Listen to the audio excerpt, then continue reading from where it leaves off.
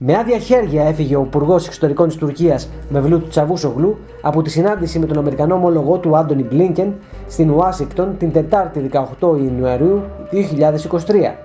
Ο στόχος της Τουρκίας να πετύχει έστω μια θετική αναφορά από την αμερικανική πλευρά σχετικά με την αναβάθμιση των F-16 έπεσε στο κενό. Στο τραπέζι της συνάντησης των δύο ανδρών μπήκαν μια σειρά από θέματα συνεργασίας των δύο χωρών, αλλά και ευρύτερα θέματα της συμμαχίας του ΝΑΤΟ και των ισορροπιών στην Ανατολική Μεσόγειο. Μπορεί οι δύο πλευρές να συζήτησαν για την ενίσχυση της αμυντικής συνεργασίας ΗΠΑ-Τουρκίας, συμπεριλαμβανομένου του εξυγχρονισμού του στόλου των F-16 της Τουρκίας, ωστόσο οι προϋποθέσεις και οι κόκκινες γραμμές που μπήκαν δυσαρέστησαν τον Τούρκο Υπουργό Εξωτερικών, ο οποίος δεν έχασε ευκαιρία να επιτεθεί στην Ελλάδα. Εάν η Άγκυρα δεν άρει το όχι στην ένταξη Φιλανδίας και Σουηδίας στο ΝΑΤΟ, η κυβέρνηση του Τζο Μπάιντεν δεν θα στηρίξει το τουρκικό αίτημα για τα F-16, ήταν το μήνυμα που φέρεται να έλαβε ο Τούρκος Υπουργός Εξωτερικών. Η κυβέρνηση Biden έχει ταχθεί υπέρ της πώλησης των F-16 στην Τουρκία, παράλληλα με την πώληση μαχητικών αεροσκαφών F-35 στην Ελλάδα. Ωστόσο, κορυφαίες στελέχη του Κογκρέσου εναντιώνονται στεναρά στην προοπτική πώλησης F-16 στην Τουρκία, ανάμεσά τους ο ισχυρός δημοκρατικός επικεφαλής της Επιτροπής Εξωτερικών Υποθέσεων της Γερουσίας, Bob Menendez. Σε δηλώσεις του μετά τη συνάντηση, ο Τούρκος Υπουργός Εξωτερικών είπε σχετικά με την πώληση των F-16: «Τώρα ακούγεται μόνο η φωνή του Menendez, αλλά ίσως ακουστούν κι άλλες φωνές.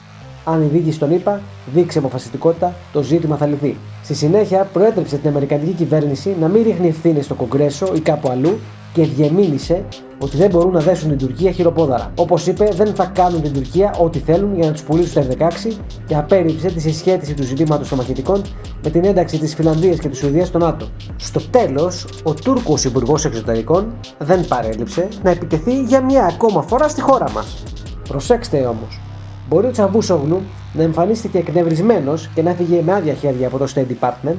Την ίδια μέρα όμως, με την επίσκεψη του Τούρκου Υπουργού Εξωτερικών στην Ουάσιγκτον, δόθηκαν διευκρινήσεις σχετικά με τις κυρώσεις ΚΑΤΣΑ και πώς αυτές επηρεάζουν την πώληση μαχητικών αεροσκαφών F-16 στην Τουρκία λόγω των κυρώσεων που επιβλήθηκαν εξαιτίας της αγοράς του ρωσικού πυραυλικού συστήματος S-400. ΚΑΤΣΑ είναι ο νόμος για την αντιμετώπιση των αντιπάλων της Αμερικής μέσω κυρώσεων. Η Τουρκία, λόγω του τεράστιου λάθος, κάποια στιγμή θα τον ευγνωμονούμε εδώ στην Ελλάδα τον Ερντογάν.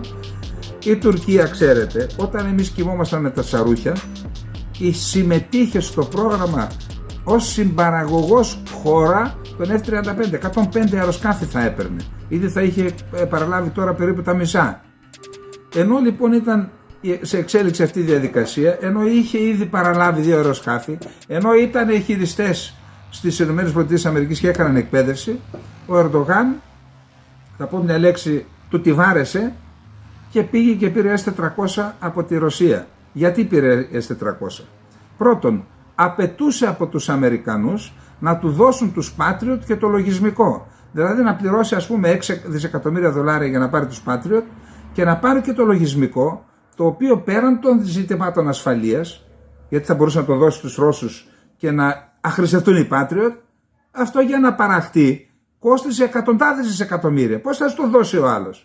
Και αντί για αυτό, για αντεκδίκηση, αλλά και για να εκβιάσει τους Ρώσους, τους Αμερικανούς και να τους εκδικηθεί για την πολιτική του στη Συρία, πήγε και πήρε τους S-400, τον έβαλε στην παγίδα ο Πούτιν και έτσι οι ΗΠΑ ενεργοποίησαν τον νόμο ΚΑΤΣΑ που αφορά εχθρικές δυνάμεις και επέβαλαν κυρώσεις. Τους πέταξαν από το F-35 γιατί δεν είναι άδικο και μιλούμε αντικειμενικά. Όταν δώσεις σε μια χώρα που έχει και το σύστημα S-400 και τα F-35, τότε μπορεί οι S-400 να βρουν τις αδυναμίες των F-35, να μάθουν να τις διαβάζουν, αλλά αν μάθουν οι S-400 της Τουρκίας να διαβάζουν τις αδυναμίες των F-35, επειδή οι Ρώσοι δεν είναι χαζοί, ό,τι διαβάζουν οι Τούρκοι τα διαβάζουν και οι Ρώσοι. Αυτά είναι λιμένα. Οπότε οι Αμερικανοί είπαν τέλος, σας διώχνουμε και δεν.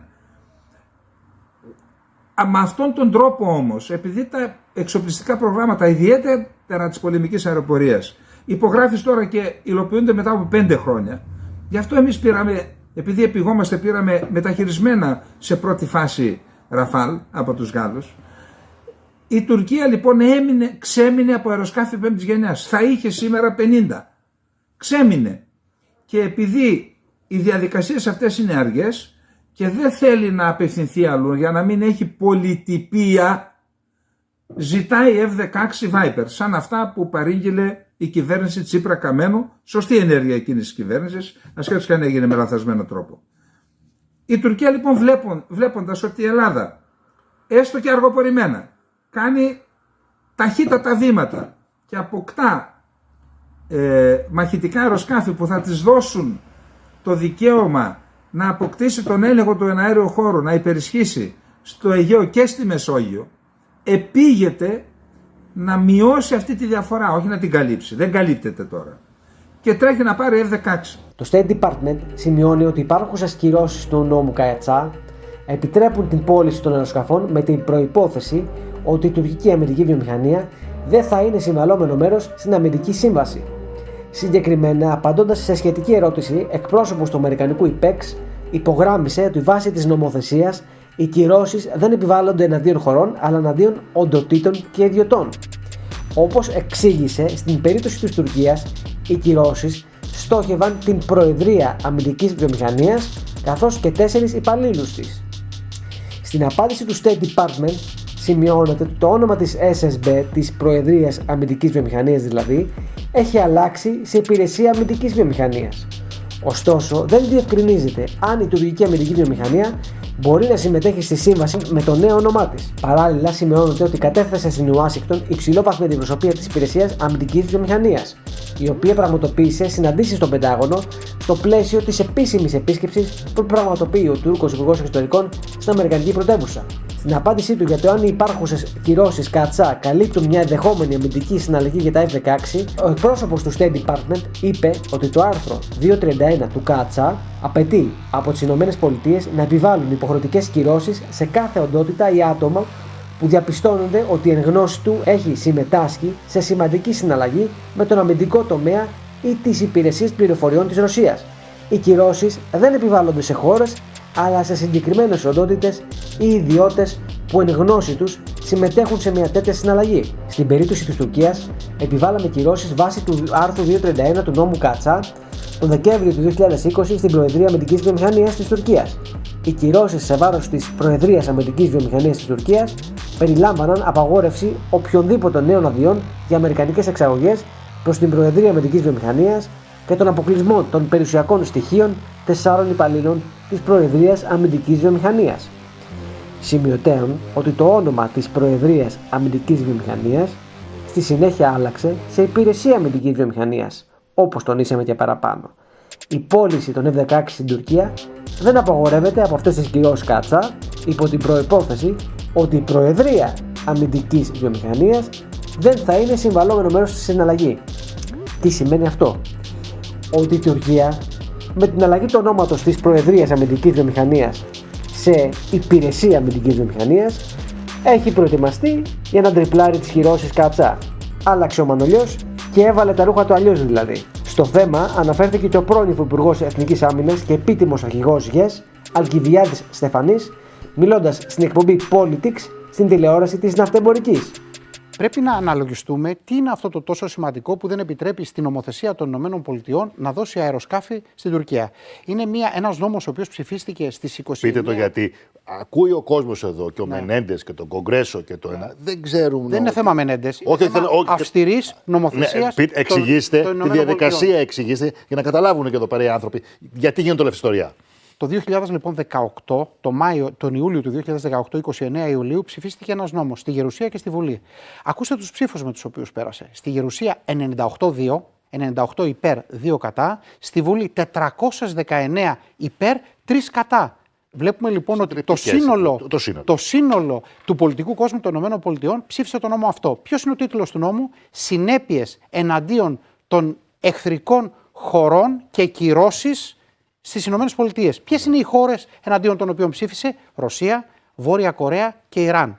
Και καταδικάζει ο νόμος αυτός οντότητες και πολίτες οι οποίες διαπραγματεύονται και συνάπτουν συμβάσεις. Πώς λοιπόν η Τουρκία βρέθηκε στο στόχαστρο? Διότι η Τουρκία ήρθε και διαπραγματεύτηκε την αγορά των S-400. Τεράστιο λοιπόν θέμα του συνόλου του πολιτικού κόσμου των ΗΠΑ. Και έρχομαι να πω κάτι άλλο που λέμε για τη διαπραγμάτευση. Ο νόμος λοιπόν αυτός είναι αντίον οντοτήτων και πολιτών. Δεν είναι εναντίον χωρών. Μάλιστα. Ποιος υπέγραψε όμως την αγορά των S-400?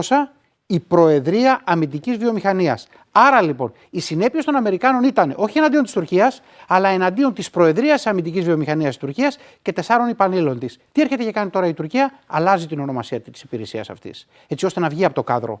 Αλλά βεβαίως έτσι με τέτοια τεχνάσματα δεν μπορεί να έρθει και να παρακάμψει τη συντριπτική πλειοψηφία και θέληση του αμερικανικού λαού και πολιτικού κόσμου για κυρώσεις εναντίον των χωρών που το κάνουν αυτό. Ειδικά τώρα που η Ρωσία βρίσκεται σε αυτή τη θέση και την επιθετικότητα στην Ευρώπη. Άρα δεν είναι μόνο ότι έχουμε κάποιο Μενέντες, ο οποίος Μενέντες λένε όλοι φιλέλληνας ο Μενέντες. Αυτό σας το είπα να το εξηγήσετε. Αυτά όλα είναι πραγματικά είναι μια συζήτηση η οποία δεν είναι ούτε επιστημονική ούτε βασίζεται σε πραγματικά στοιχεία. Ο Μενέντες τι κάνει? Ο Μενέντες, πιστός προς τις ΗΠΑ, θέλει να υλοποιήσει την απόφαση που η Γερουσία και η Βουλή ψηφίσει. Έλαβε με συντριπτική πλειοψηφία. Που βέβαια αυτό που κάνει ο Μενέντες βοηθάει εμάς τώρα. Είναι παράλληλα τα συμφέροντά μας. Γι' αυτό πρέπει να είμαστε πολύ προσεκτικοί. Ο κύριος Μενέντες είναι τύχη που τον έχουμε εκεί, διότι είναι ο κατάλληλος άνθρωπος που μπορεί σωστά να ερμηνεύσει την όλη νομοθεσία. Και βεβαίως έχουμε μαζί μας, βλέπουμε ότι δεν είναι μόνο οι Έλληνες, οι εξαιρετικοί Έλληνες οι οποίοι διαβιούν ως Αμερικάνοι πολίτες στις Ηνωμένες Πολιτείες και πιέζουν, αλλά έχουμε τους Αρμένιους μαζί μας, τους Κούρδους μαζί μας, τις χώρες της Μέσης Ανατολής, διότι όλοι εισπράττουν την επιθετικότητα της Τουρκίας. Αυτό είναι πάρα πολύ σημαντικό. Δεν πάει η Ελλάδα μόνο εκεί και η Ελλάδα προσπαθεί να ανατρέψει το κλίμα υπέρ της καλής Τουρκίας. Όλες οι χώρες οι οποίες έχουν συμφέροντα εκεί έχουν πρόβλημα. Και οι Κούρδοι βεβαίως. Παρά τις προσπάθειες του State Department να διατηρήσει τη στενή συνεργασία με την Άγκυρα, ο σκεπτικισμός στην Ουάσιγκτον για το ρόλο της Τουρκίας μεγαλώνει. Ο πολύ γνωστός Αμερικανός αρθρογράφος Μάικλ Ρούμπιν, σε άρθρο του στο περιοδικό Washington Examiner, τάσεται κατά της πώλησης ή αναβάθμισης των μαχητικών αεροσκαφών F-16 στην Τουρκία. Είναι σαν να δίνουμε πυράβλους στον Πούτιν να χτυπήσει την Ουκρανία ή να παρέχουμε γυλαίκα αυτοκτονίας στη Χεσμολάχ, έγραψε ο Μάικλ Ρούμπιν. Ο στρατηγικός αναλυτής Σάββας Καλεντηρίδης έχει πολλές φορές επαναλάβει στις εκπομπές του τη θέση του Μάικλ Ρούμπιν ότι η Ελλάδα πρέπει να αποκτήσει το δόγμα του Ισραήλ, δηλαδή να έχει πάντα οπλικά συστήματα νεότερης γενιάς σε σχέση με τους Τούρκους. Από τη στιγμή που θα δώσουμε στην Ελλάδα τα F-35, που στην ουσία είναι το πρώτο βήμα για να υλοποιηθεί το δόγμα που ανέφερε και περιέγραψε ο Μάικλ Ρούμπιν και είπε ότι οι ΗΠΑ πρέπει να εφαρμόσουν το δόγμα που εφαρμόζουν από το 1960, από τη δεκαετία του 60 στο Ισραήλ. Το Ισραήλ σύμμαχος, οι αραβικές χώρες σύμμαχες.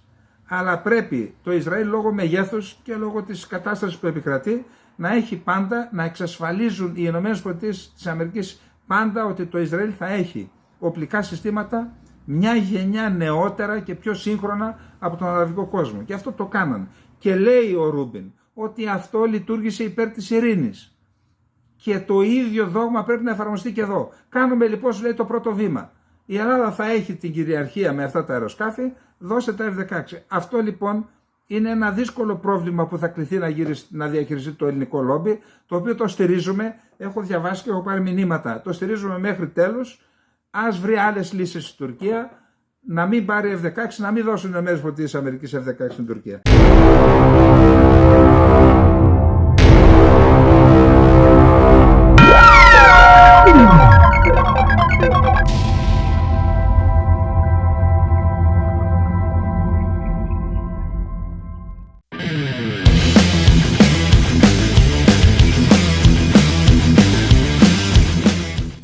Μείνετε συντονισμένοι στο κανάλι του Σάββα Καλεντερίδη. Αν σας άρεσε το βίντεο, δυναμώστε τη φωνή μας. Πατήστε like, μοιραστείτε το περιεχόμενο, χτυπήστε το καμπανάκι για να σας έρχονται ειδοποιήσεις. Και μην ξεχνάτε, επισκεφτείτε το www.infognomopolitics.gr, την πηγή της ενημέρωσης.